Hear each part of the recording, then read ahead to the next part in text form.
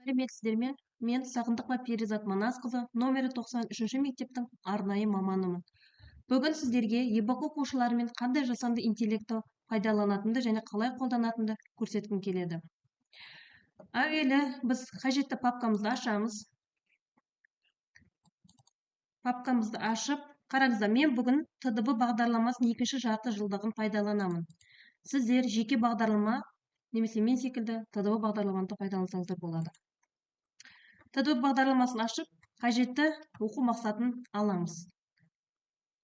Мен мысалы мынау 2/1 бөлікті аламын, яғни суретіне жетіспейтін бөліктерін табу деген. Копировать етеміз. Кейін бәріміз танитын ChatGPT бағдарламасына оқу мақсатын қоямыз. Қосымша мен логикалық тапсырма деп жазамын.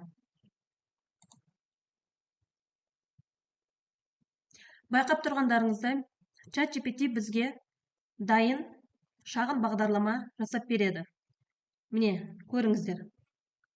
Сіздер осы бағдарламаның қажеттісін алып, қағазға шығарып, оқушының алдына қоюыңызға болады. Келесі. Көріп тұрғандарыңыздай суреттің жетіспейтін бөліктерін табу деп тұр оқу мақсатында. Біз осы оқу мақсатын алып, яғни пазл істеуге болады. Келесі жасанды интеллект ол акула нейронных сетей. Бұл бағдарламаға ешқандай тіркелудің немесе ақша төлеудің қажет етпейді. Кешіріңіздер, бұл жерде орысша тереміз. Мысалы, мен үй жануарларын алуыма болады.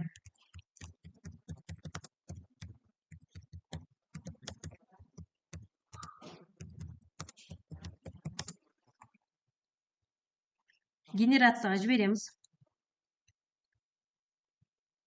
Күтеміз.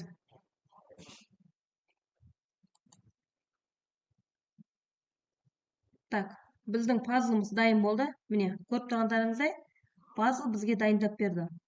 Осы дайын пазлымызды скачать етіп, оқушыларға цветной принтер арқылы шығарып берулеріңізге болады.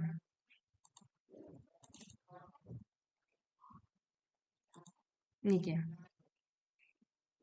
Біздің пазлымыз, яғни сіз пазлды қайшымен былай да қиюыңызға болады, немесе 2 бөлікке, немесе 3-4, яғни баланың деңгейіне сәйкес. Тыңдағандарыңызға рахмет.